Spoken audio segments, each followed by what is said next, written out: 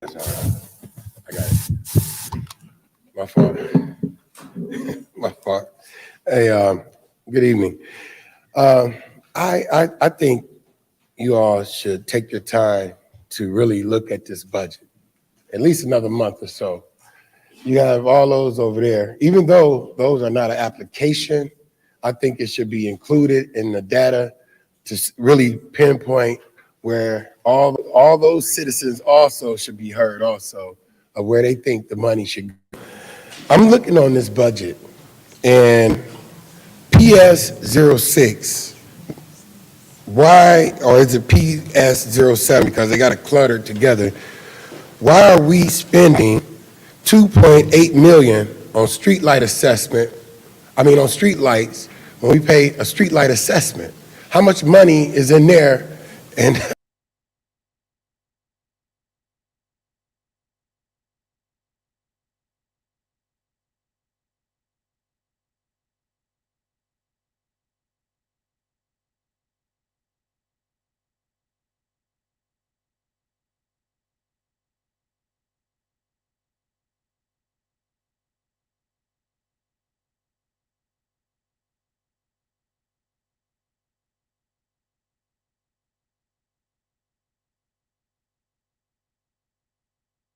they already sold Lear, and Lear has PFAS over there.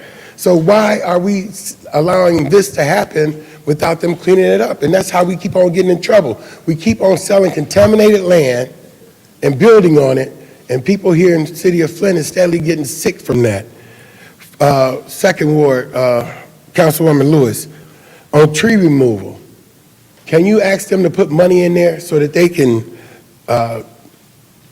take down the trees along the fence line of over there by Stewart and Max Brandon Park? Because every time we hear a storm, we hear those trees popping over there. So if you could do that, that'd be nice. Tax foreclosure avoidance.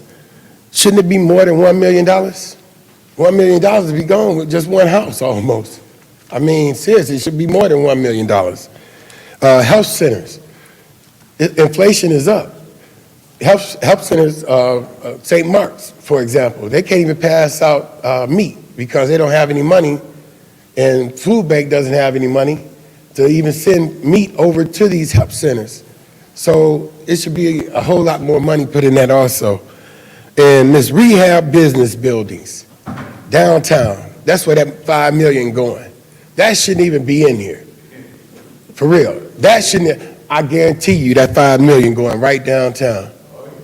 What other business rehab buildings is there that they looked at? Matter of fact, they took a tour downtown, economic development. And I asked them, when are they going to walk on Clyde Road, Pearson Road, Dort Highway? Oh, it's in the near future, but it's $5 million. So I wouldn't vote on this right now. I would really go over this. Thank you. Thank you. Next speaker. Next speaker is Russ Perkins.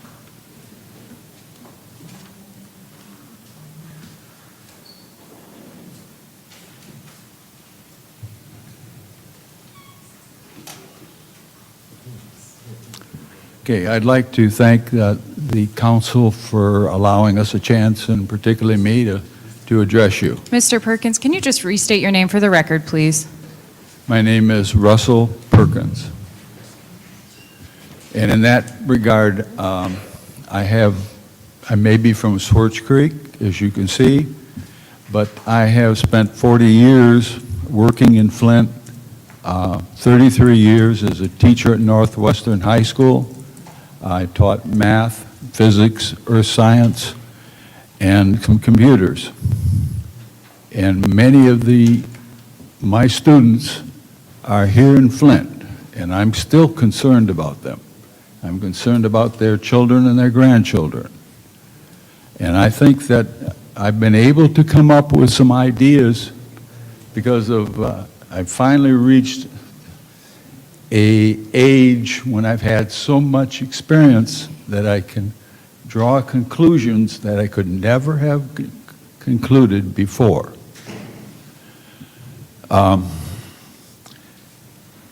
I think there is a way that we can get more bang for our buck.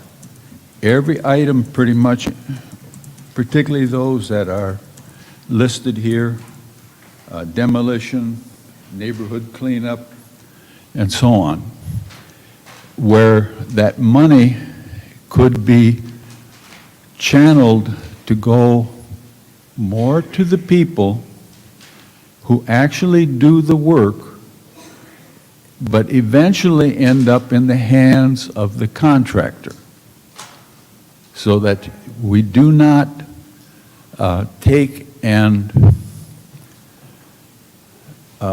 just keep the money, maybe not the money, but we keep some gains in terms of education, experience, jobs here in Flint.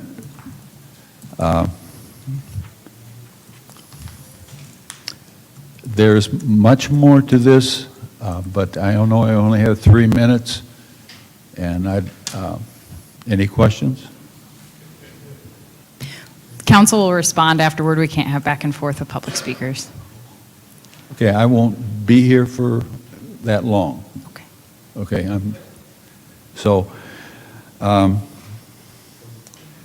there are techniques that are not on the internet.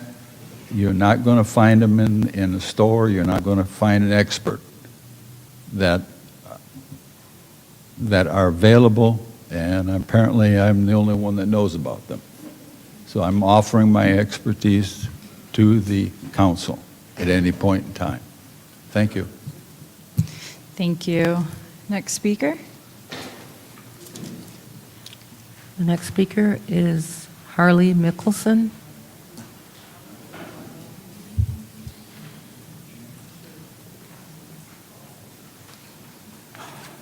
My name is Harley Mickelson. I live at 310 East 3rd Street. The budget is, I think it's pretty good, except I would like to see more money spent on doing things for our homeless people. Perhaps at this health center, I would like to see more money spent to take care of some of the homeless people we see by the freeways. And I'd like to see more money spent for cleanup and sidewalk repair. Thank you.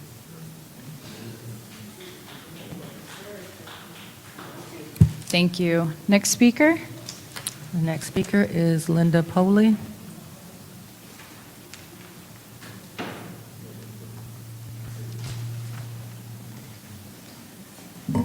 Good evening, Council. My name is Linda Poley. I'm a resident of the 9th Ward. I'm here tonight to ask you to adopt this budget. The previous budget presented spent a great deal of money on government priorities, and very little going to the community with meaningful public input.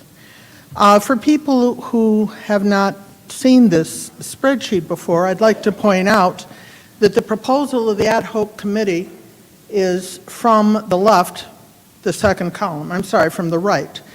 So, Mr. Woodson, if you read down to economic development, rehab, business buildings, you will see that there is zero proposed for that amount. That was a part of the mayor's proposal, and it has been removed from this budget. And that's how you read it. On the community grant side, those funds are going to be going into a process which has been developed to make sure that the money is made accessible to people who have good ideas, community groups that have been holding this city up for decades, for programs, I hope innovative programs to address the needs of the citizens who live in this city as they experience it. Do not forget that the ARPA funds were not awarded to this city because we're good people. It was awarded to this city in the amount that it is because of the high level of poverty of the citizens of this city. We are the second highest recipient in the state of Michigan, only after Detroit, ahead of Grand Rapids.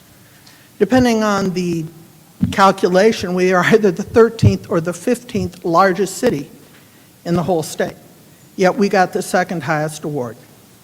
So we should be using those funds which were awarded to this city for the benefit of the people who have suffered to get us those funds in the first place. I think this plan does that. It is not perfect.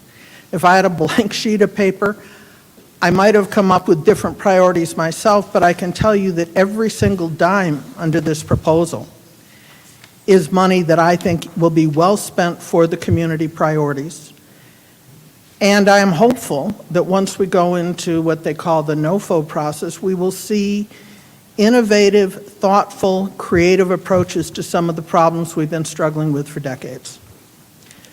I thank you for your time, and I thank the ad hoc committee for doing the hard work to come up with this. Thank you. Next speaker. Next speaker is Claire McClinton.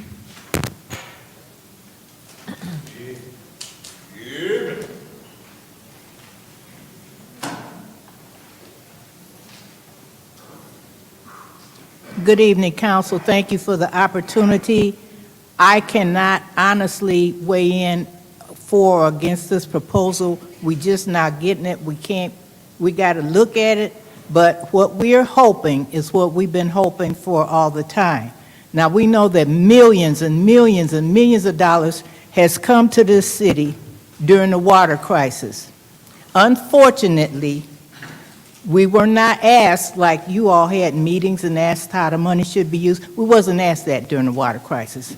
And all the big box nonprofits. Point of order. Your point. I just got a text that they don't have any sound coming from Paul Herons. Sorry, Ms. Okay. Excuse me, I didn't mean to cut you off. Yes, All you right. did, no. Whatever. All right. All right. Sorry about that, Ms. McClinton. Okay, can I start my time again? Well, I was just commenting on the fact that we haven't had a chance to vet this, so I'm not against it, I'm not for it, but I do want to make some points that the millions and millions of dollars that came into our city during the water crisis was hijacked by the big box nonprofits in this town. So that money came through from the feds to the state, and then the state distributed that water crisis money.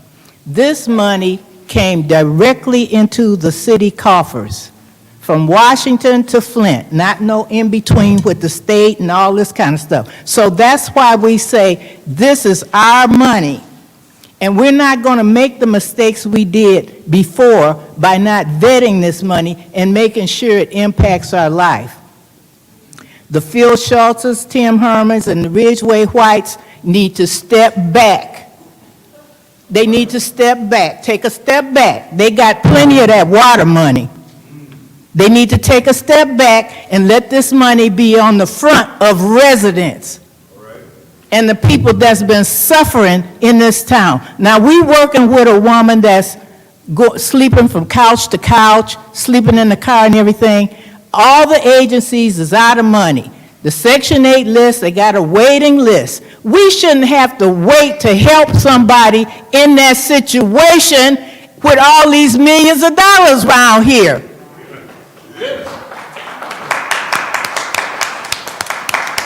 It's just inhumane and obscene.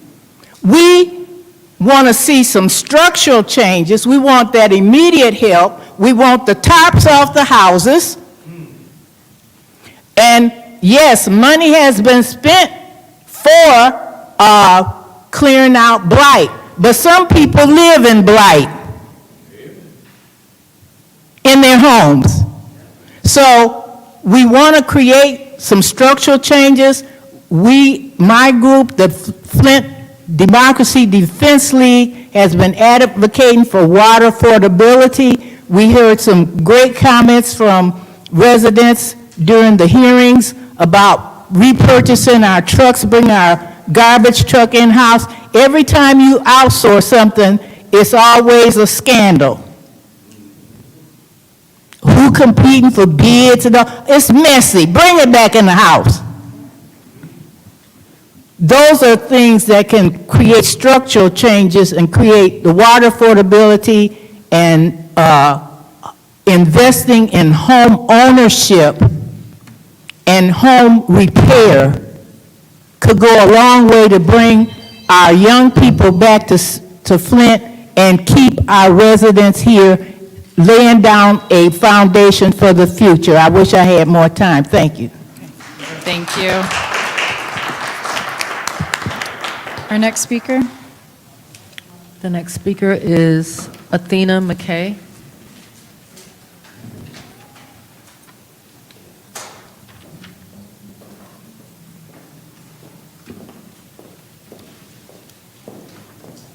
Good evening. First, I'd like to thank, Ms. McKay, can you state your name for the record, please? yes, ma'am. Thank you. Athena McKay, business owner of the City of Flint. I'd like to thank Mr. Kildee for bringing these ARPA dollars to our community. You, council, for taking the time to listen to the community.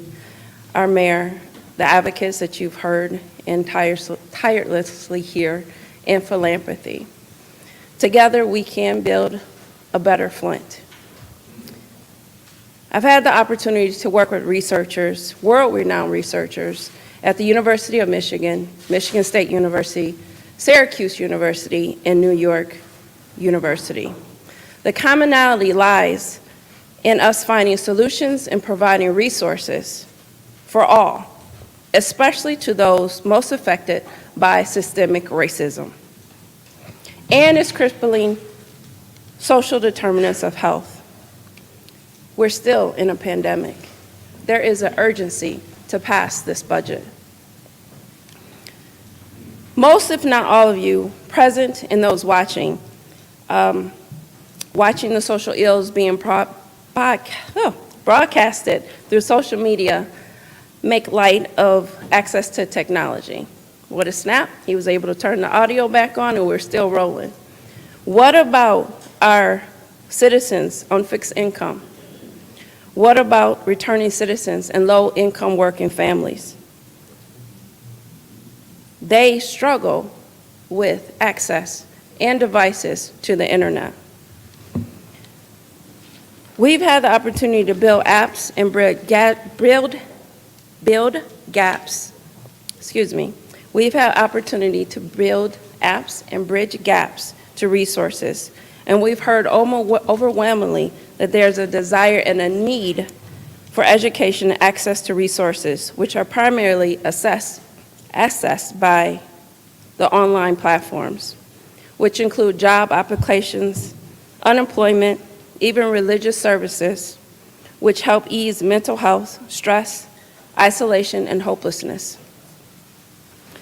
The leadership of Flint, this council, you have a once-in-a-lifetime opportunity to position Flint back on the market with broadband infrastructure, investing in our housing stock, and our greatest commodity, our children, our youth, and young adults. We can design, develop, and implement a pathway to promise, an equitable pathway where every household has access to resources needed for them to strive, not just survive. I believe that you, council, along with our mayor, the governor and representative, took office to protect and provide for the residents and business owners of Flint. We are here tonight to thank you for your time and to hold you accountable to your oath of service. Thank you. Thank you. Next speaker? The next speaker is Tarnessa Martin.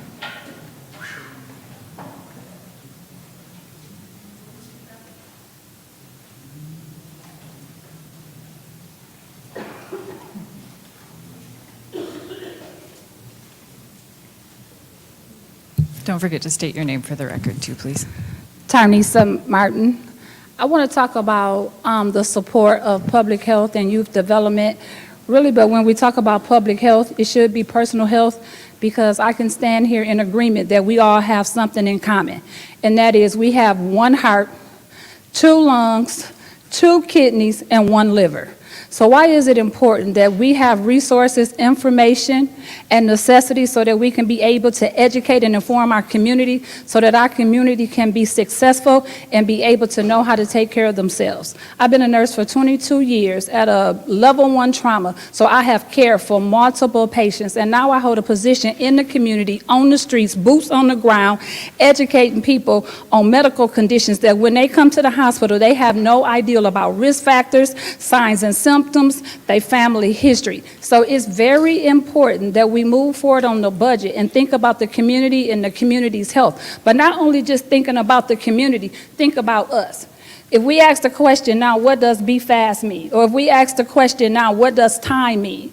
Time as far as understanding the 3 stages of sepsis, be fast as understanding the signs and symptoms of stroke. A lot of times people think, oh, we don't know the signs and symptoms, and sometimes we don't. But even when we do know the signs and symptoms because of health literacy issues, guess what? There's a delay. There's a delay in the response time to when we come to the hospital. So what I'm asking is that we support and we move forward so that we can take the necessary education to the community, to the streets, so they don't have to wait for referrals. They can have frontline education, blood pressure screening, and support by all of the community resources that's available so that they can successfully activate their healthcare power.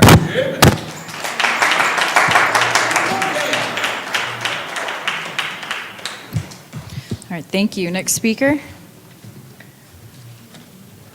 The next speaker is Sandra Jones.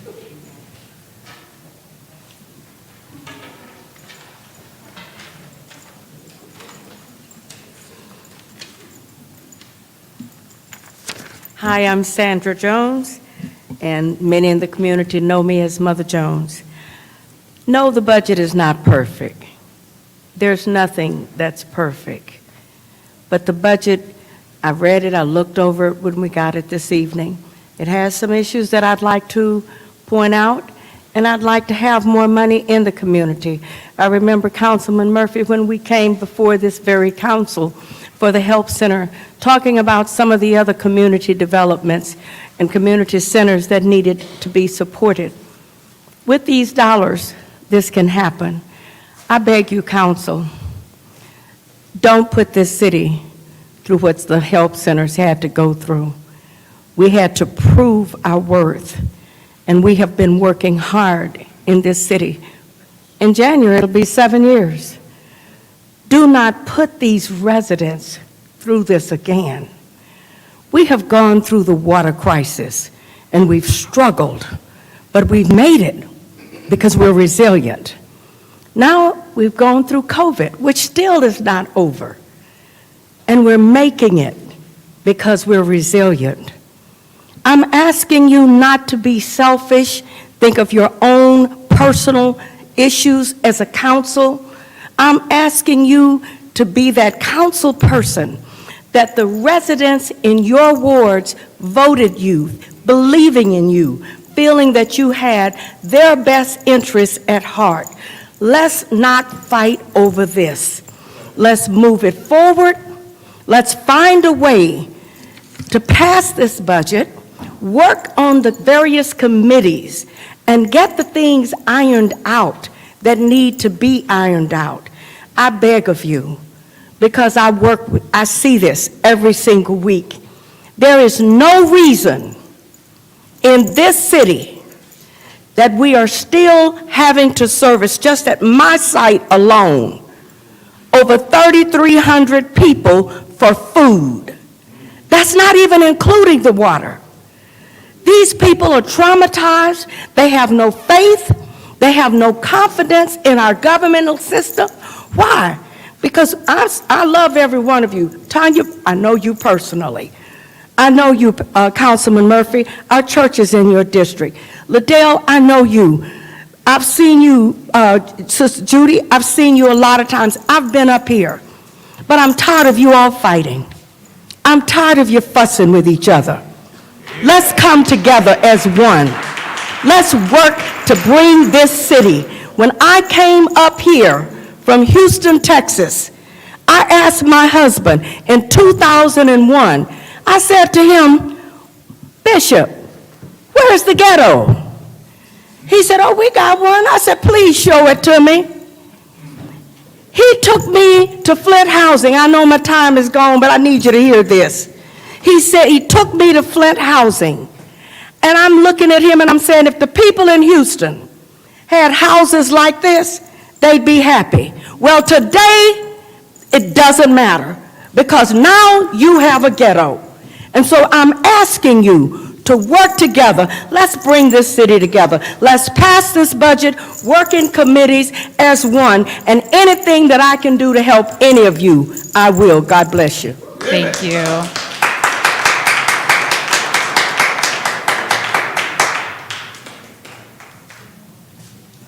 Next speaker, please. The next speaker is Latressa Gordon.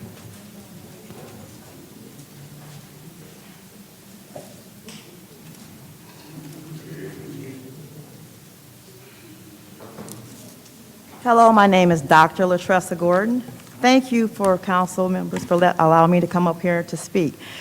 We just had Nurse T or Tanisha Martin come up here and ask you about BFAST. Can any member on the council tell me what BFAST stands for?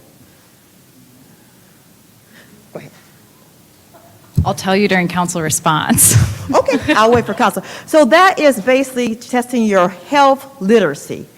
And the signs, when we're out here on the street front lines, I'm also a U.S. veteran. So I served during the Army, during Desert Shield. So also when the pandemic came, we've been out here serving on the front line, helping our community members because we are part of the community. But what we found is the red flags for low literacy, health literacy, frequently missed appointments, incomplete registration forms when they come to the clinic, need a lot of assistance to fill out forms. Unable to name their medications. They have them in a brown paper bag. They know them by color. Unable to, or coherent to provide clear history. They ask less questions because they're not confident in their health. Lack of follow-through for testing and referrals. We know that lack of health literacy impacts our whole community. And it just doesn't start in healthcare, it goes all around. So we thank you today for this budget. We just ask you right now, we need the money today. We need to pass today, right now. We can't delay. If you hold your breath, how long can you hold your breath? If you hold your breath, you're going to pass out. We have people passing out because they're not getting the assistance that they need right now. So we just ask you, please pass this budget today. Thank you.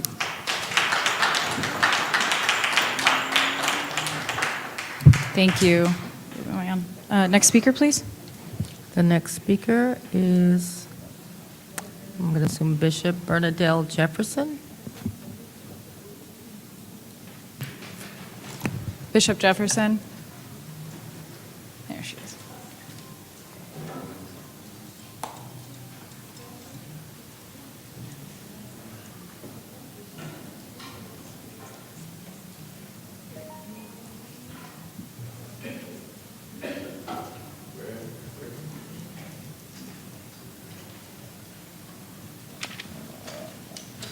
Three more. Good evening. My name is Bishop Bernadelle Jefferson, a member of this community, an active member of this community that have worked, operated, served in this community. And my question was, how long have you had the ARPA fund? And they told me back in May of 2021. If it hadn't been a need, they wouldn't have sent the money here. That's the first thing. They didn't send it here for those that were in charge to release it to sit on it, to see how much interest it could occur. They sent it here to make a difference, to bring help. They said they got some speed bumps. Well, if it ain't no people moving in that neighborhood, what good is the speed bumps?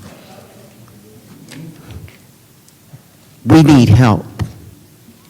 We need finances. My Bible tells me, say, money healeth all things. What happens is that the money comes into our community and misappropriated. I've been to Washington, D.C. to make sure money got released more than once to come to Flint, Michigan. And it got misappropriated. more times than one. Movie stars and everything have been here trying to help us. But when we went to Lansing in 2012, and the judge said, why should I say anything about the emergency manager when the city council didn't say nothing?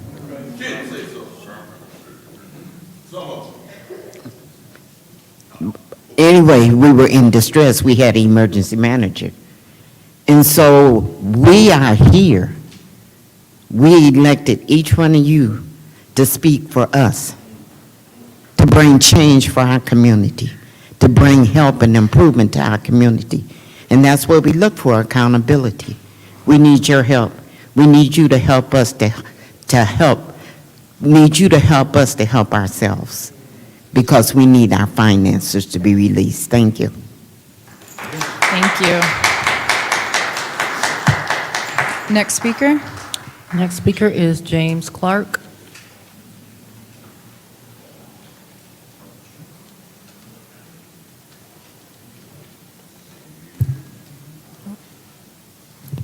James Clark? Oh, there, I see ya.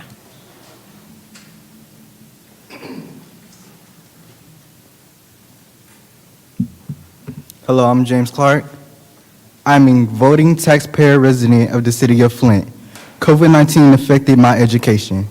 I was still able to graduate, and I'm now working for Flint Innovative Solutions to provide technology training to seniors and residents. They tell us they enjoy having people come and help them learn and understand their technology, because often people are too impatient to go through it with them. Things you may find, like making a call, they don't find easy to do. Thank you for your time. Please continue to work together and pass this budget. Thank you.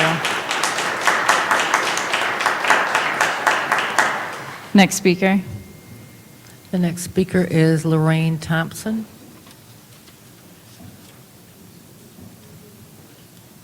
Lorraine Thompson.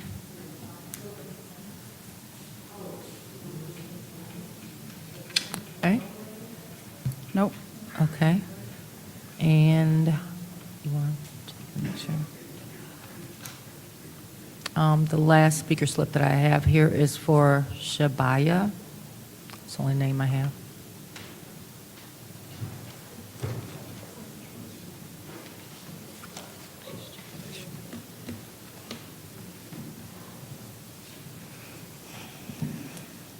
Hello, my name is Shabaya Gerd. I attended Flint Community Schools from kindergarten all the way up until high school. Now I'm in college. I attend U of M. COVID impacted my education. I had the opportunity to work with Flint Innovative Solutions. While working, I noticed that the city of Flint could use the money to help assist with the people that's in need.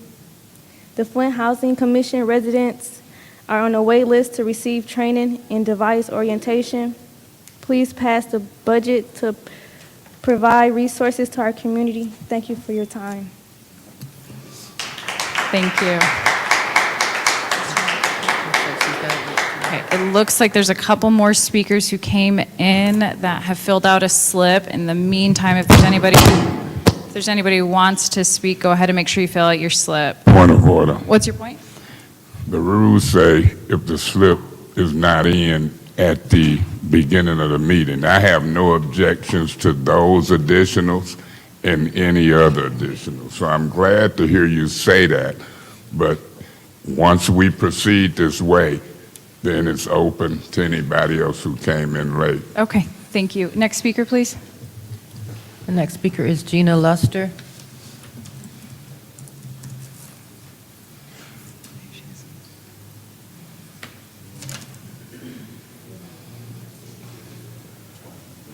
Good evening, Council.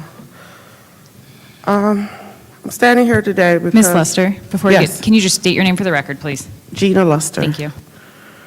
I'm standing here today because I'm very passionate about my city. My family's roots are from here. We've owned a lot of businesses here and helped out a lot of folks in the community. And I've been around a long enough time to know that if your council is working like a well-oiled machine, so is your city. And we haven't had that in a long time.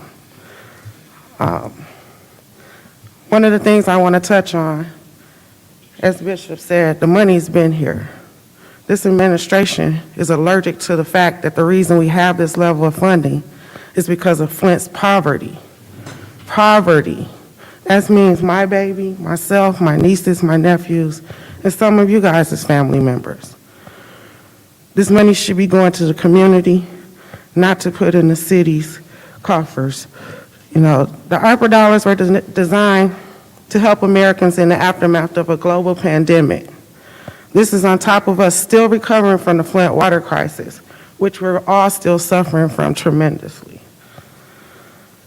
I've worked as a health navigator, public navigator, with some of the other nonprofits here in the city, and we were boots on the ground. We were out there when it was 90 degrees and the bees were chasing us, trying to get people to get vaccinated or at least get knowledge on the vaccination, because there was a lot of false stories, rumors going around about this vaccination. And it really opened my eyes to who's involved in the city and who cares about the city, being out there in those summer days, making my daughter miss her Saturdays of having fun, going to work with Mom. And it really saddened me to see who was showing up and who wasn't. I've been fighting this water crisis since day one. And I remember when we didn't have enough buses because there were so many people in the community who wanted to be involved and get the word out on how they felt that they were being just marginalized and not even looked at. Now we can't fill up one bus. We had a hard time filling up a bus to go to Washington, D.C. a couple months ago, and I was shocked. I actually got a whole row to myself because we couldn't fill the bus up. And that's sad. And I know some of the reasons because I'm in the community. People are burnt out. People are suffering from PTSD. And people are just sick of being treated worse than an animal. We got a new facility on Pasadena. I want to move out there with the dogs because they got heat, air, but we deserve to be treated better than this. And we know what that money can do for our babies. Get it right. Thank you. Next speaker. The last speaker is Eric Eggleston.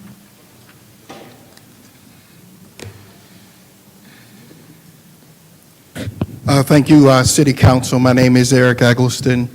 I'm actually a resident of the city of Saginaw. However, I run a federally funded youth build program here for the city of Flint. I want to thank all the residents for all their comments and their passion, and I appreciate that. But there's one thing that I didn't hear, and Mr. Mays, that's why I put my slip in the box last, and you're absolutely right. I should have put it in front, but I wasn't moved to say anything until I heard this passion from the residents. One of the things that hasn't been brought up that we need to address is, now that we have the budget, a budget can be approved, but then the proposal is going to come out for the residents to be able to apply for these funds. As someone who writes federal grants and who has federal funding, I know how to write proposals.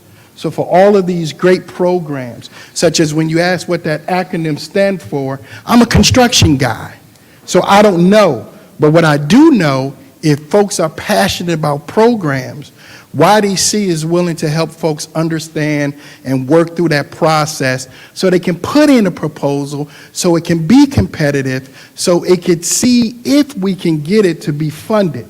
That's our part as citizens. I say this in every state that I'm federally funded. Now that their job is done, we have to put programs in front of them so they can say, here's this program, what we're going to fund, and there is an order to that process. And if you don't know that order, your proposal can be dismissed for a lack of information if you don't know how to fill out that RFP. And we need that training for the residents before those proposals get to you. They need to understand this is what it looked like, here's the body, here are the things that you need in order to be considered. So since I didn't hear it, and I know my staff is probably going to kill me, but I am willing to set up some time in each ward where we would come in and say, hey, here's an example of a winning proposal that was federally funded. Here are the pieces you have to put in there. Narrative, budget narrative, scope of work, timelines, all of that, so we can get these programs funded that you're passionate about. But if you don't do that, all of those big box nonprofits that you said Point of don't do order. it, they'll be back up. Address the council, if you will. Yes, sir. So, again, if we don't want the big box nonprofits to come in and swoop up that funding, because when they apply, they're going to apply. So again, I thank you for your time. If you want to take us up on the offer, most of you know how to contact me. I'll be more than happy to help. Thank you. Thank you. That was our last one? Okay. All right, thank you. This closes public speaking. That brings us down to council Madam response. Chair. Are there any members of council who wish to respond to the public? Mr. Mays. Yeah, Madam Chair. I watch these meetings and I listen to the public speakers. We have the technology that when I'm on my phone, I can look and see. The council rules that has caused me problems, the majority of the council have been sticklers on it. And one of the rules is, if you want to address the council, you put in before the meeting starts. I was waiting to see if any of these sticklers was going to adhere to the rules like they do with me. It's a different treatment, but the public deserves good treatment. I didn't say nothing. I'm got a guy just come up want to speak. He used to be a former councilman, Juan Pues Davis. But let me address the public speakers. We'll see what they do with Mr. Davis, Mr. White, Pastor Threlkel, and others who came in. They could keep coming in. It's a way if they have a desire under the council rules. But I want to start with what you said, Mr. Eccleston. Eric Eccleston, Saginaw. We're paying a firm, Ernst & Young, $1 million to kind of help with what you said. We wanted to make it easy for our residents with a one-page initial form. This form was voted on 6-2 by the majority of the council, and then some politicians got a hold to them, and they went to telling the people it wasn't real. It's legal, it's real, and it was voted upon. And then even last meeting, Mr. Neely hired a guy, used to be the former councilman. Hell, I damn near ran some of his campaign. And he had the nerve to come up here and bash me, talking about this was a Facebook page application. Dead wrong. What people are say and do for a couple coins blows my mind. Let me wrap up by saying this. Soon as we respond to public speaking, we're going to get into the details and hopefully straighten some folks' mind out. Your offer is well, but guess what? We making it easy for our residents. Don't know what they're doing in Saginaw. Stay tuned. Okay, thank you. Is there any other member of council who wishes to respond to the public speakers? Is there any other member of council? Madam Chair. Go ahead, Ms. Winfrey Carter. Thank you, Madam Chair. First, I would like to thank all of the public speakers. Thank you for being engaged in the process. Thank you for bringing us your insight, your perspectives, and your outlooks. What I do want to say, I am looking forward to the discussion in reference to this budget. There's some things on here that I'm just not in agreement with. However, I'm gonna go along with the discussion, listen, and figure out where my colleagues are coming from. I do also want to say Bishop, Bishop Bernadine, and I think it was Gina Luster, and maybe Miss Claire McClendon. You are absolutely right. This money has been here since last year, May of 2021, okay? This money should have already been spent, and some of it, yes, some of it, and given to the community for the things that the people need. I'll look forward to the discussion. I hope you guys stay around. This should be interesting. And thank you for coming out. Thank you, Madam Chair. Thank you. Is there any other member of council who wishes to respond to the public? Madam Chair, Go ahead, Ms. Burns. thank you. I'm going to say thank you to all 15 of the speakers. I did write down all of your names. I listened intently because this is the time that we're supposed to. You come here and we should be giving you our attention. Secondly, the money has been here since May 2021, I think May 19th.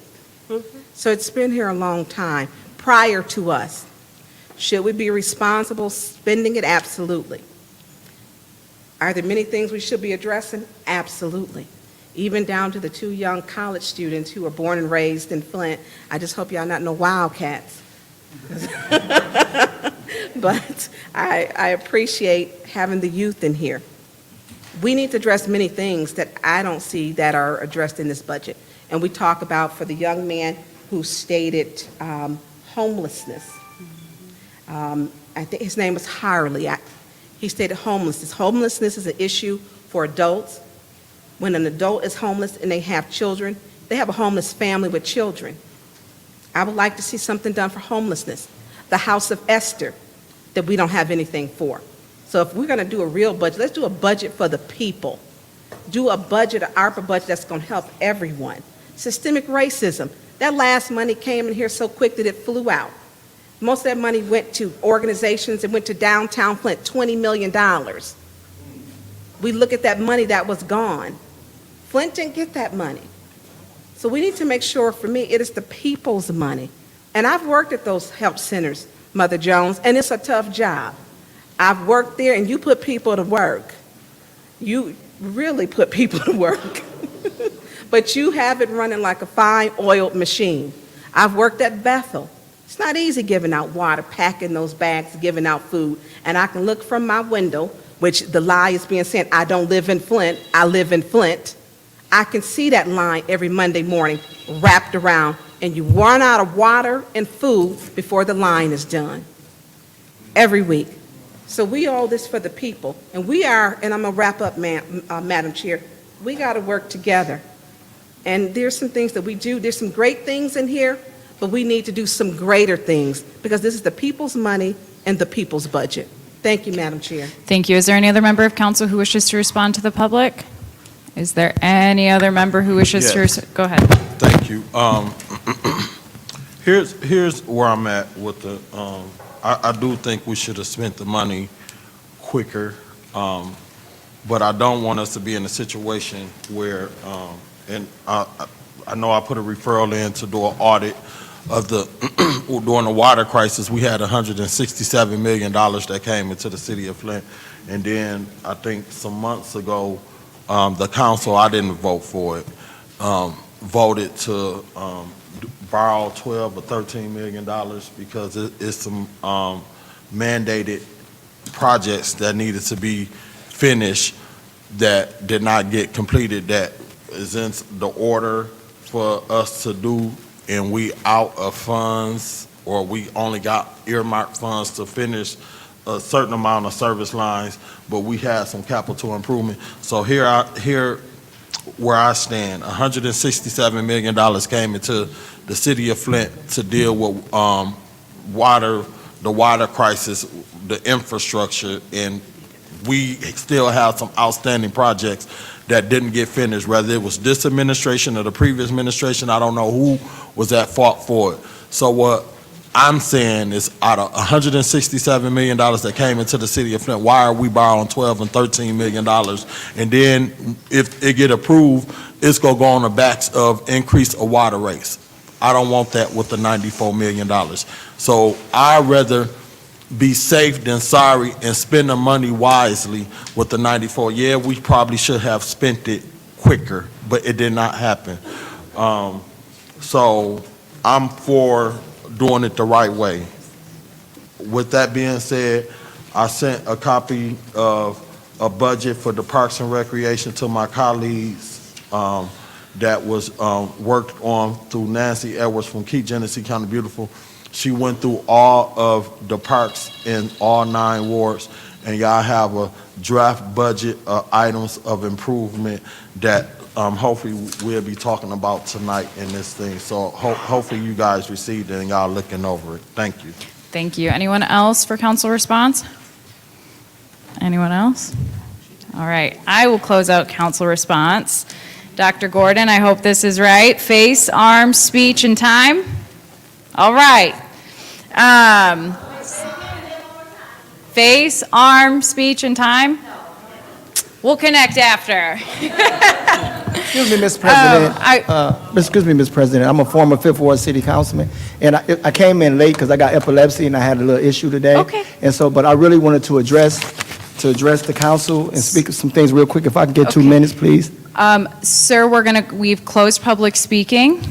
We're in council response, and we're going to the purpose of the meeting, okay? I get that, but I came in late because I had an epilepsy episode, and I'm just asking, can I get 2 minutes by the grace? We're going to finish with council response, Point of order, okay? Madam Chair. What's your point? Nobody else in here want to speak. I would ask that we allow him his 2 minutes or whatever it is, and then we can proceed. Okay, sir, I understand that you were late. I respect that. No, because of my health conditions. Yep, I respect that. We're going to keep moving on with the agenda, though, okay? Thank you. Madam Chair. Mr. Mays, I have the floor, so I'm going to finish my speech. Point of Yes. order. If he's here toward the end, at the end of the agenda, let's see if we can grant his wish. Sure. Okay, so I'm going to finish what I was saying. I want to say thank you to everyone for being here. This is the largest crowd that we've had in quite some time, so tremendous thank you for taking time out on a Monday to come and sit with us.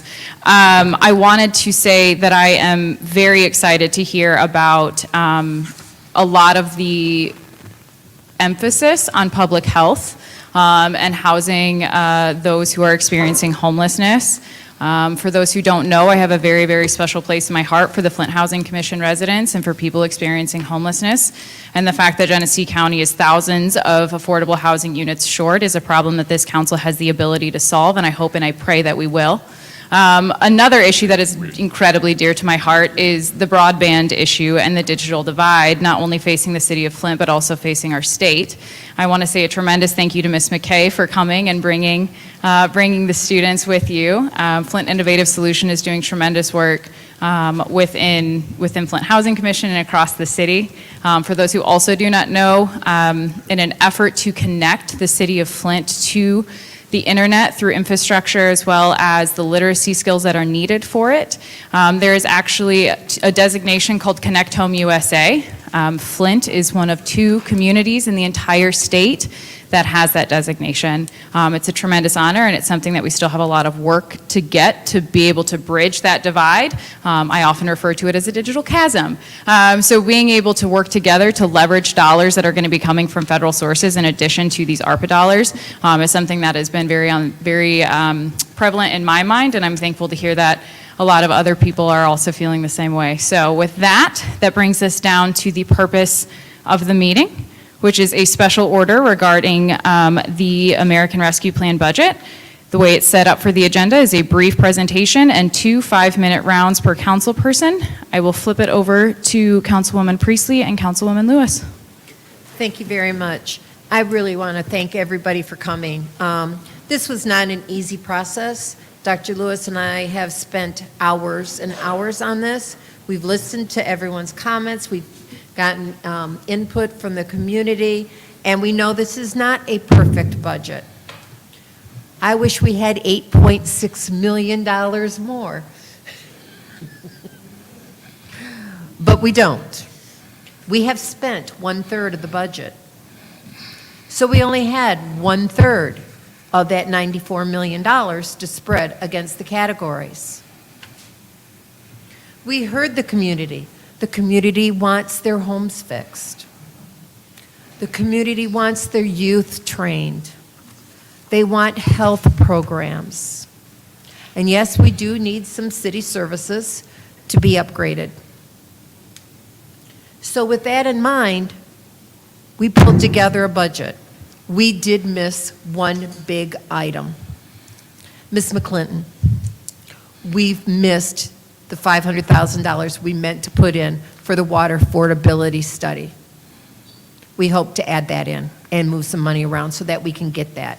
That was missed at the last minute, and I'm really sorry because we do intend to have that. And we talked about it, it just didn't get in the final budget.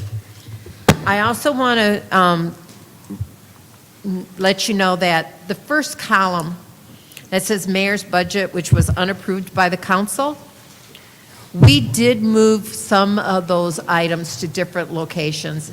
And I, again, at the last minute, trying to finalize it at 10 o'clock last night, I did not indicate where those monies were moved. If you want to look at your sheet, and council members, if you'd like to look at that.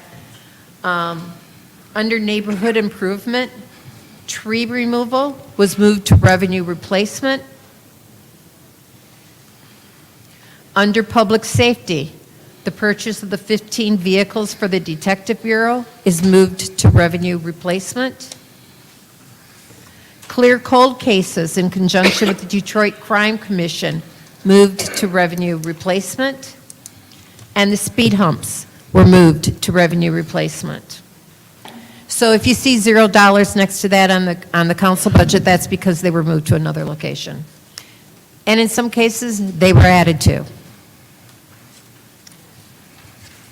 So with the remaining funds, the council proposed budget with remaining funds, we looked at what we had. The neighborhood cleanup, we removed $610,000 from the mayor's budget. The alternative uses for vacant land, lots, those are potential hoop houses for food. Different ways to imagine those lots that are sitting next to your house or on your street.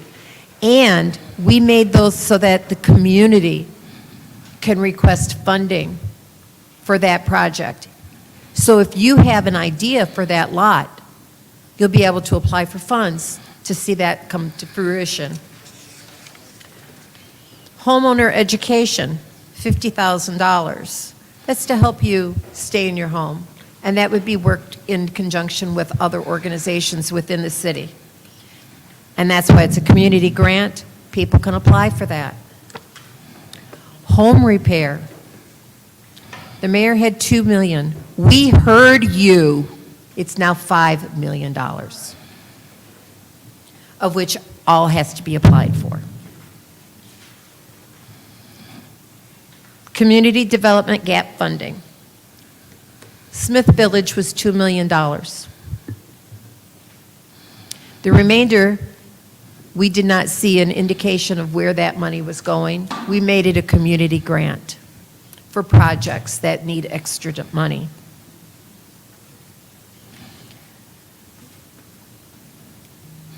Improve the parks and community centers, which we moved from public health.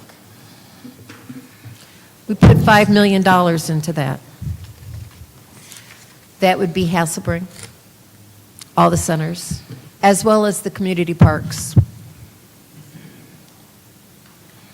I know that I have one of the largest parks in the city in my area, and they need the money. And this is the perfect opportunity for that. The tree removal of $100,000, please note, $2 million under revenue replacement. We know the problem.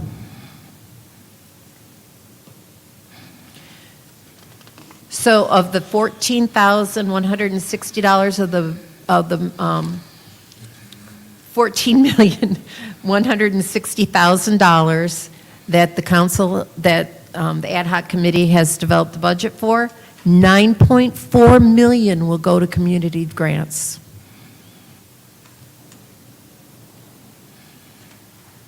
Under economic development, the rehab of the business buildings, nothing.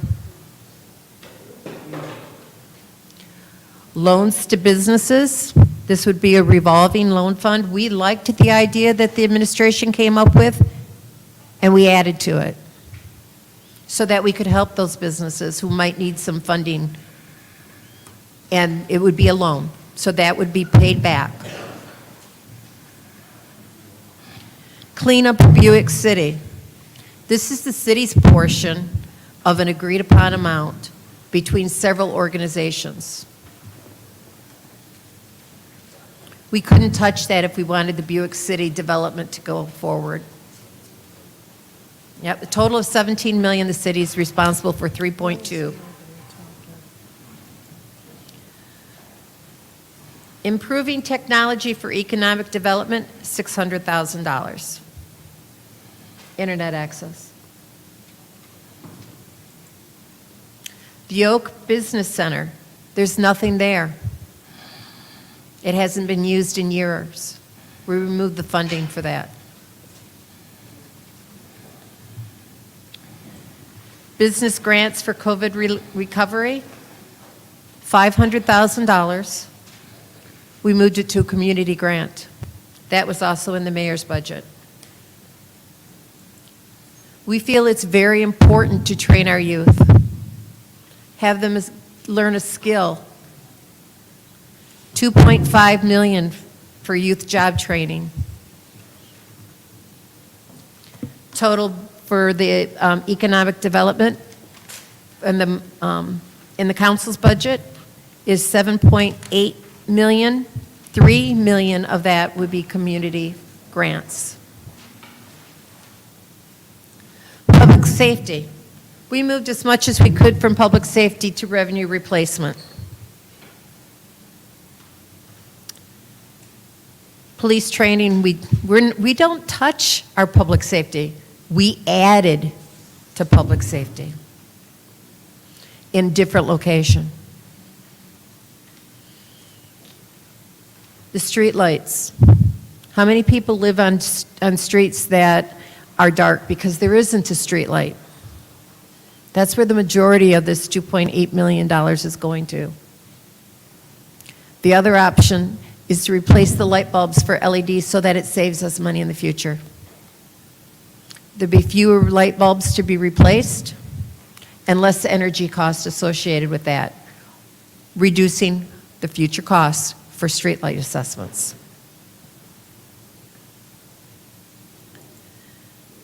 We removed the PAL pilot program.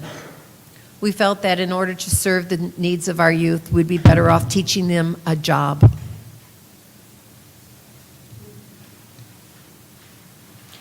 There is a pilot in progress for dispute resolution. Neighbors are getting in a fight, that kind of thing. We're committed to $1 million.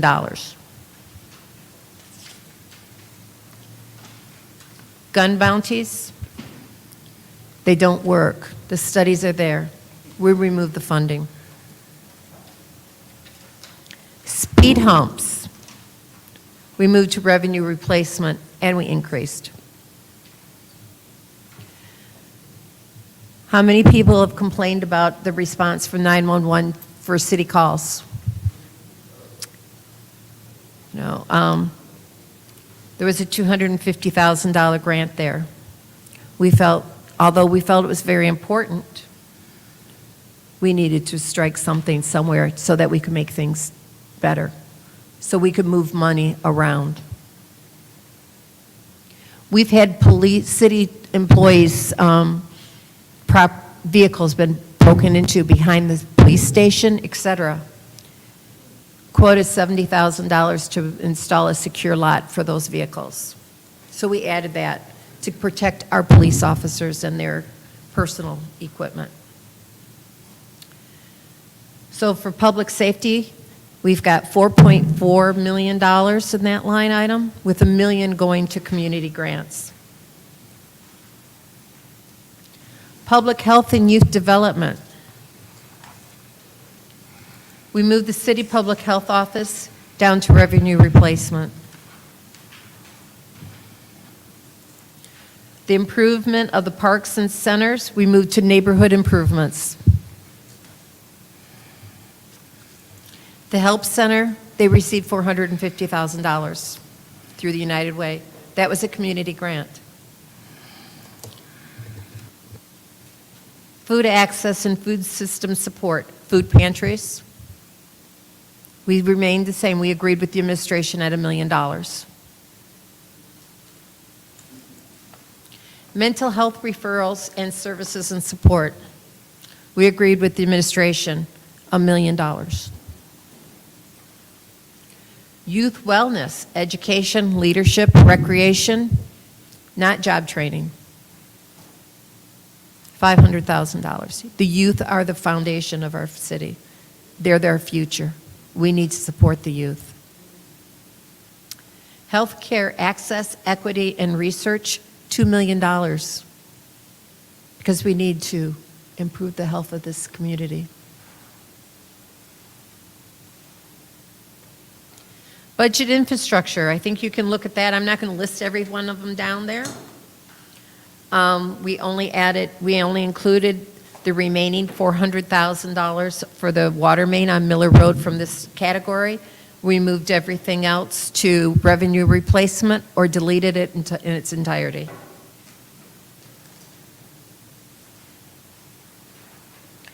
In revenue replacement, we've already spent $29,000. Speed humps, we spent $74,000. And the Miller Road water main, out of this category, we spent $300,000. So a total of $404,000, in case you were wondering where that $404,000 came from. We added speed humps to, I believe we added more than what the administration had asked for. Sidewalk repair, $2 million. It wasn't in the original budget.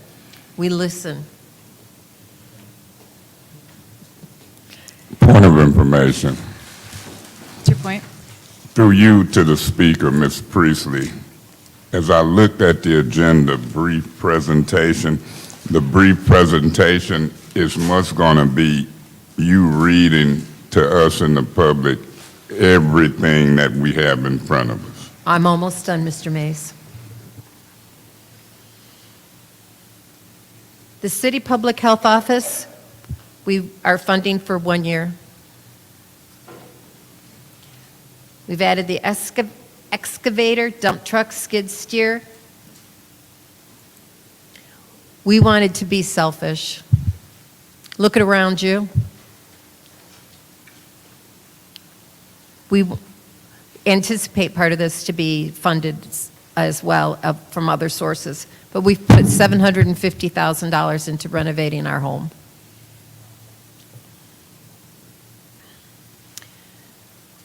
Additional fire equipment, $1 million.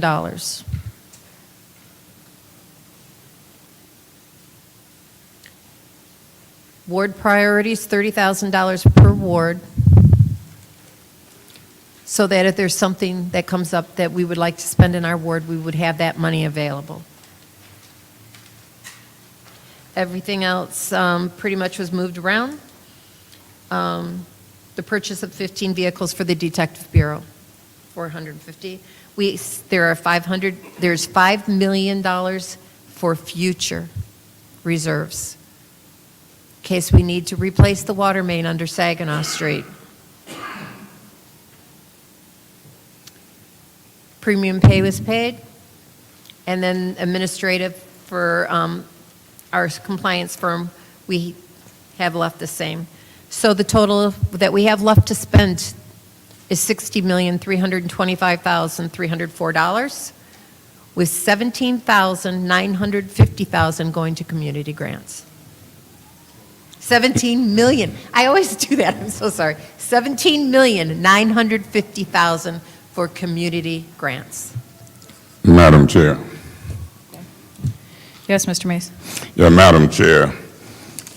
When I appointed Ms. Priestley, Mr. Mays, point of information, are you trying to go into discussion right now? Just for clarity. the agenda says a brief presentation and 2 5-minute rounds per council person. I'm trying to use one of my first 5-minute Okay, that was just my rounds. clarification. Before we get into discussion, I do want to double check with our other member of the ad hoc committee for the presentation. Dr. Lewis, is there anything that you would like to add? And then we'll go to you first for discussion. Okay, Mr. Mays? Madam Chair, point of information, point of order. So that's going to still give them both 2 5-minute rounds. Yes, this is their presentation. Proceed, Dr. Lewis, if you have anything.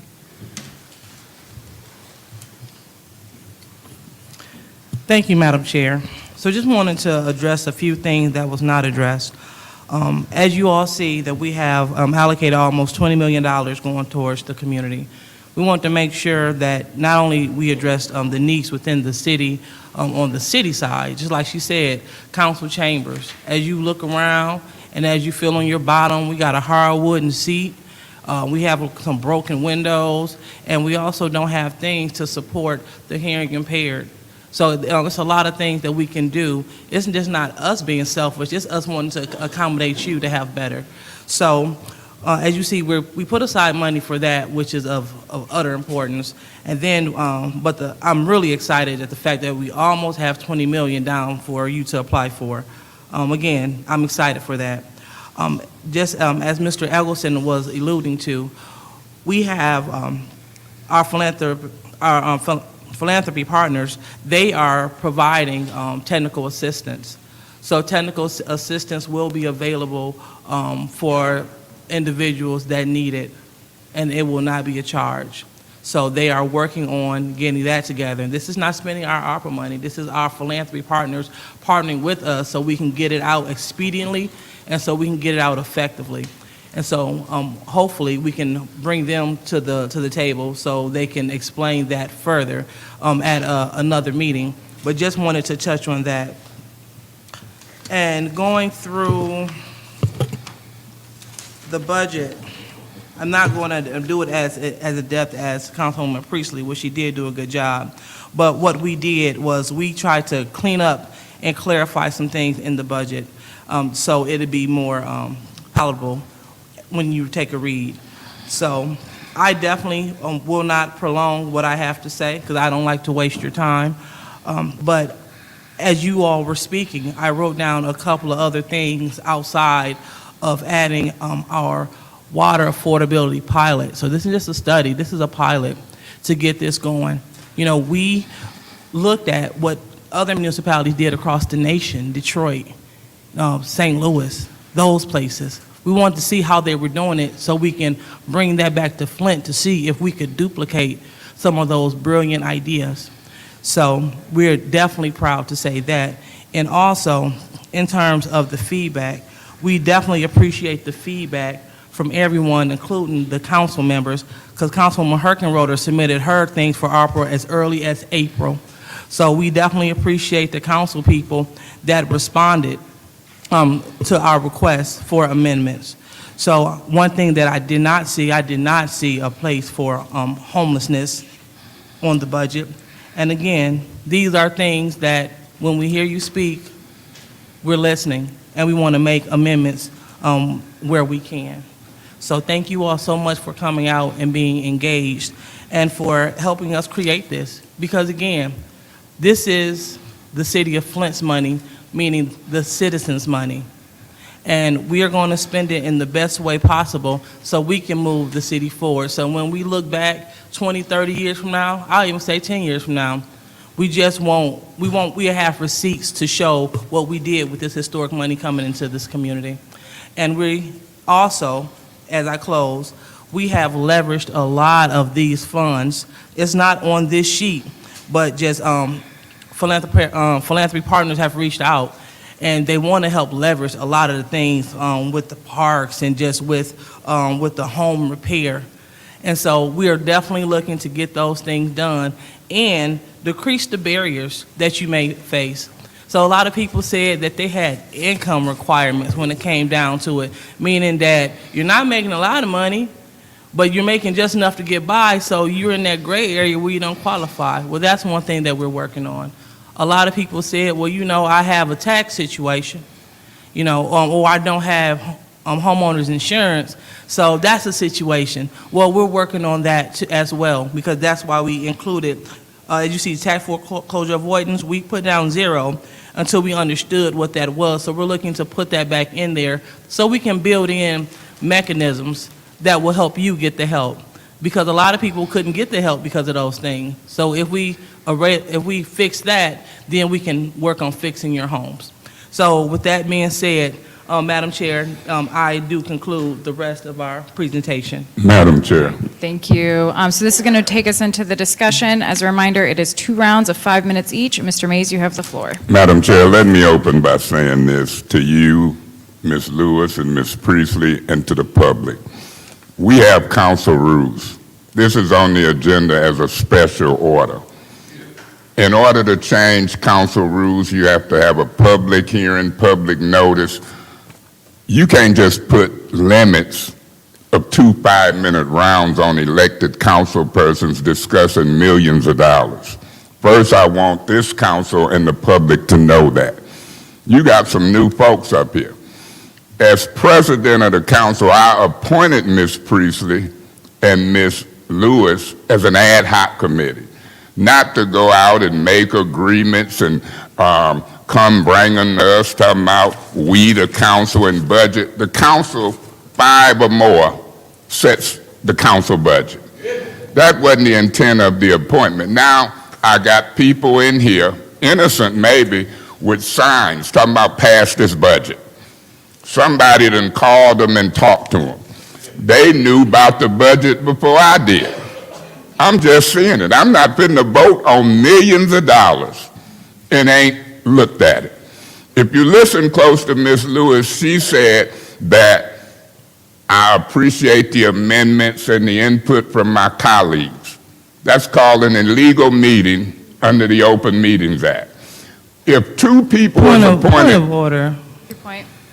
I didn't interrupt you. What's your point? That's totally untrue. So, yeah, he's spreading malicious lies in front of council. So can I give a point of information? Follow that up with a point of information. What's your point? The point of information is a request was sent to all of council for amendments, for budget amendments. Thank you. Proceed. Let me say this. A point of information, Ms. Lewis, is to the speaker. It's a quick inquiry to clarify something I said. I'll stick with what I said. When council people are appointed to a 2-member ad hoc committee, because under the Open Meetings Act, more than 2 can't meet outside the public view and make decisions and deliberate. See that city attorney? He told them they could. It's illegal. You're supposed to do it open and honest and come up with the budget open and honest. Now watch me do these council rules. People can leave, the ones who they call with signs, pass this. I'm going to say y'all innocent. You wouldn't sit up here in my seat and pass a $74 million budget without reviewing it. It should first go to Finance Committee meeting in front of all the council. You don't call a special meeting telling elected council members, particularly this senior councilman, you got 5 minutes to digest this and vote on it. Maybe they thought Ms. Worthing and Mr. Pfeiffer would be here. This budget right now ain't gonna pass. You might have Herkenroder, Quincy Murphy, Liddell Lewis, and Priestley, who done held illegal communications outside of the public. But you ain't got me. I don't think you got Ms. Burns and Ms. Jerry Winfrey Carter. We are the senior council people. We not playing council. See all of these requests? You got about 50 people here, including the media and the police.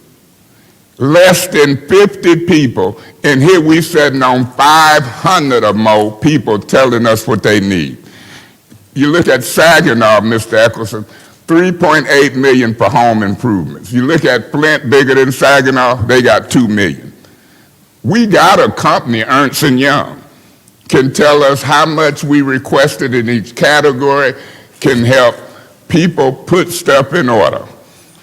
It's a campaign ploy. Yeah, I said it.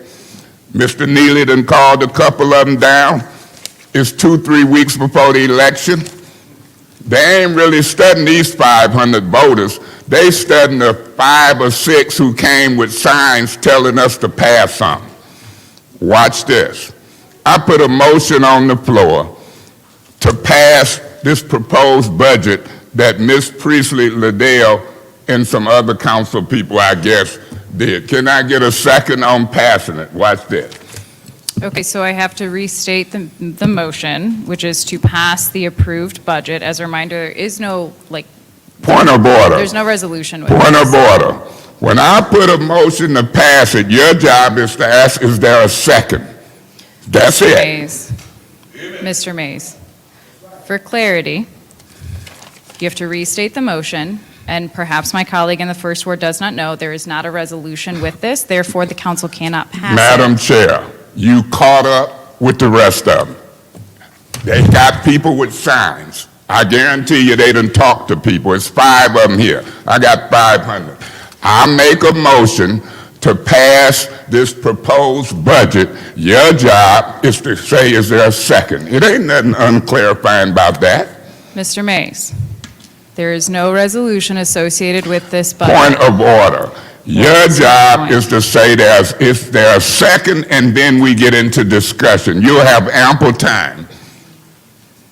Mr. Mays, again. Ms. Herkenroder. Excuse me, Mr. Mays, I let you speak, please let me Point speak. of order. What is your point? When I say point of order, you cease talking. And My point of order. What's your point? If you don't cease talking, you shall be removed from that chair. Mr. Officer Metcalf, get ready. I had the floor. I put a motion on the floor. It ain't funny to me. I'm dealing with voters and millions. I put a motion on the floor to approve this proposed budget. Your job is simply to say, is there a second? Mr. Mays. That's my point of order. And you go in discussion before you ask for a second. Mr. Mays, again, there is no legal resolution language associated with this budget. Therefore, Point of order. what is your point? Madam Chair, any council person who get the floor can put a motion on the floor. Your job is to simply ask, is there a second? Mr. Mays, again, that motion is not in order because there is no resolution associated with this, and as you well know... I'll appeal the ruling of the chair. All right, is there a second on the appeal? Is there a second on the appeal? Yes, Madam Chair. All righty. I'll support that appeal. As a reminder, within the discussion, the chair speaks first and last. Each council member has 1 5-minute opportunity to state their argument for or against. Again, as I've stated twice now, this document does not have any resolution with it. As we all know from working with the council, and because the 5 of us up here, we are very aware of how to do our job, and we all know that the action of the council must be done by resolution or ordinance. Just because a motion is made does not mean that it is a valid motion.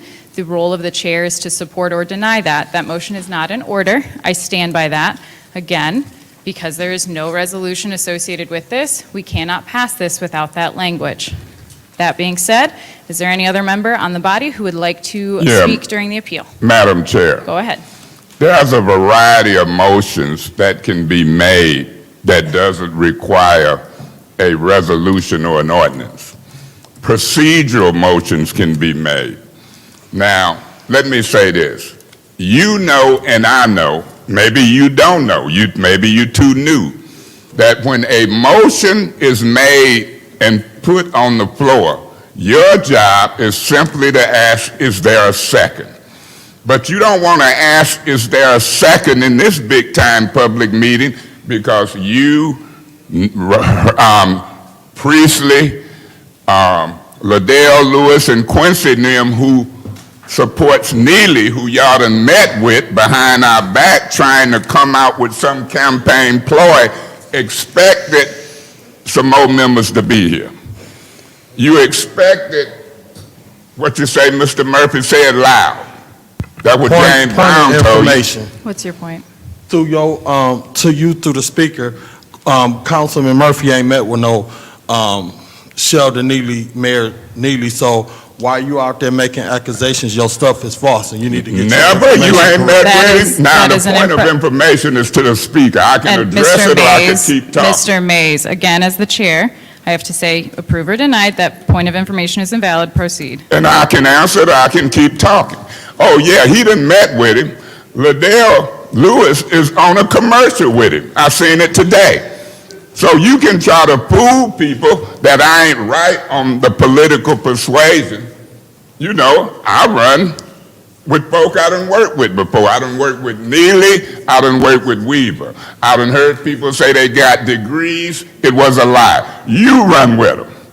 Now here we sitting looking at 74 million, a simple thing. Somebody in junior high or high school know when I put a motion on the floor, your job is to ask is there a second. Once it's seconded, we can get into the discussion. You can vote yes or no. Elementary. Everybody knows it. All the voters across the city know it. Now, I'm going to make a prediction. Priestley, Quincy Murphy, and Liddell and Herkenroth are going to vote. You ain't got to ask for a second. The chair's right. And I'm doing this in front of the public. Everybody know when a motion is made, you ask for a second. She know, and they know, the motion gonna fail to adopt this budget that two folks in Neely and them put together. They know it's gonna fail because they buddies ain't here. One of them got the worst attendance record in the city of Flint history on the council, former Councilman Juan Twist Davis, that's Worthy. The worst attendance. Mr. Pfeiffer, who jocked around with him to cut me in the throat and be president, he probably out of town with his company somewhere. It's the worst council with the lack of intelligence I've seen. I'll be voting no on this appeal, Madam Chair, because I want to demonstrate to the public who know basic rules, when I make a motion, your job is to ask for a second. Not to do this political corruption with you and Neely and them in the middle of an election when we trying to get voters' money and Miss Weaver is breathing down his neck. That's the bottom line. Y'all trying to help one who been lying, telling half-truths, giving out keys to the city, a statute, and we trying to help residents get millions of dollars legally. And guess what? The mainstream media don't cover it. Channel 12, Mid-Michigan Now, WNEM. Let's see what this story turned out to be on the mainstream media. We have to get our story out through the Chitlin circuit, social media. So guess what I'm going to do? All these voters, I'm going to fight for them. I'm going to fight for you. I'm going to fight for you. I'm going to fight for you. I ain't going to let nobody hoodwink you. I ain't going to let nobody play games 2-3 weeks before the election. I'm going to deal for real. Her job is to ask, is there a second? Her cronies ain't here. They done made a mistake. It's going to fail. I'm not asking for a second. We done messed up. And look what he say. He got signs talking about pass it. Them the 5 people they call here. Thank you. I'll be voting no on your ruling not to ask for a second according to law. Okay, thank you. Is there anyone else in the appeal? Is there anyone else in the appeal? Yes, Final call. Madam Chair. Go ahead.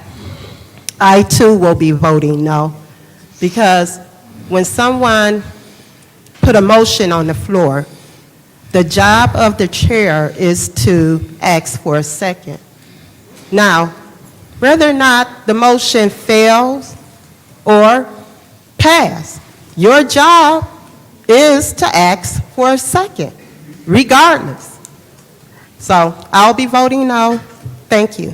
Thank you. Is there anyone else in the appeal? Yes. Go ahead.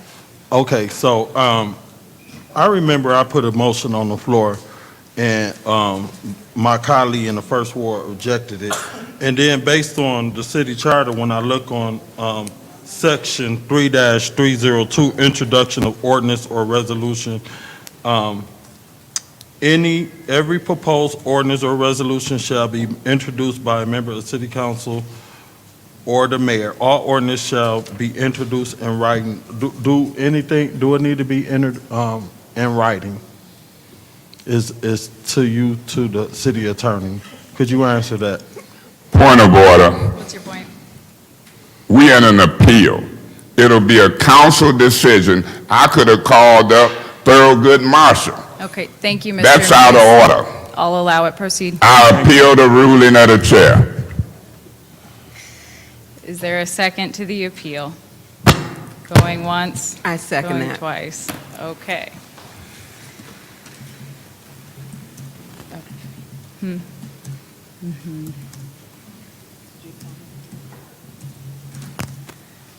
All righty, so again, chair speaks first and last. Each council member has 5 minutes in between. On all purposes regarding to, and all matters regarding to the charter, I will always defer to somebody who has significantly more credentials, especially within the rule of law, than myself. I will allow Attorney Kim to answer Mr. Murphy's question, given that it pertains directly to the attorney, therefore the Constitution of this city. I stand by that appeal, or that, excuse me, by that decision. Is there any other discussion in the second appeal? Yeah, Madam Chair. Go ahead, Mr. Mays. See, I want the public to know, we're in the middle of an election. Attorney Kim is desperately trying to hold on to his city attorney job. He already knows when a motion is made, it should be properly seconded. And the chair's job is to ask for it to be properly seconded. But he in the crowd with Quincy Murphy, Worthing, Herkenroder, Liddell, and Priestley, the half-truth and Neely Lyon crowd. Now check this out. So Quincy Murphy now want to try to give it some credibility and say, can we ask the city attorney, do it have to be a second? Mr. Murphy, you need a city attorney to tell you if it have to be a second? That's the stupidest thing for an elected official to have to ask. Now watch them. They want to break the quorum because they don't have enough votes, and you see Quincy Murphy getting up and leaving. He can't come back because he didn't ask to be excused. Eric, let me say this right quick, and I'm about to go. Madcap, I'm just going to say So this. that would be That- like... Eric, and let me Mr. say Davis, this. Mr. My Davis. thing is Mr. Davis, that you they do spoke not up have here- the floor. They spoke You up are here out of about this order. budget, This and they is your never first spoke about warning. ex-convicts and Officer felons and Madcap. underprivileged Mr. people. Davis, They Let it never go. spoke this is about the it. Let it go. second You time. made your point. Because if he can call the city attorney up, I can call former Councilman Juan Mr. Davis Davis, up. please leave I the can meeting. call all kind of people up. Quincy Murphy had no business calling the city attorney up in an appeal. Now, watch Miss Liddell Lewis. The people they had come with them blue signs talking about pass this budget, they done let them down. What they tried to put together with Mr. Neely done fell apart. I want the voters in this city. This meeting is adjourned for lack of a quorum. Okay, well, Mr. Mays, you cannot determine Well, that. then I you can say determine it. that. Well, You ain't got 5 in your seat. all right, so it is 7:25. We are adjourned for lack of a quorum. I know the rules.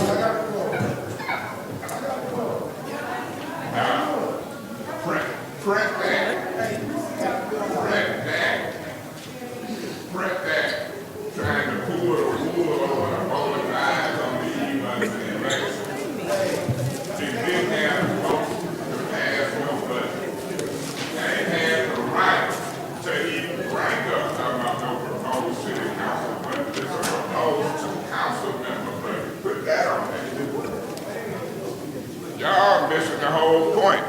Folks trying to run this city, trying to save people.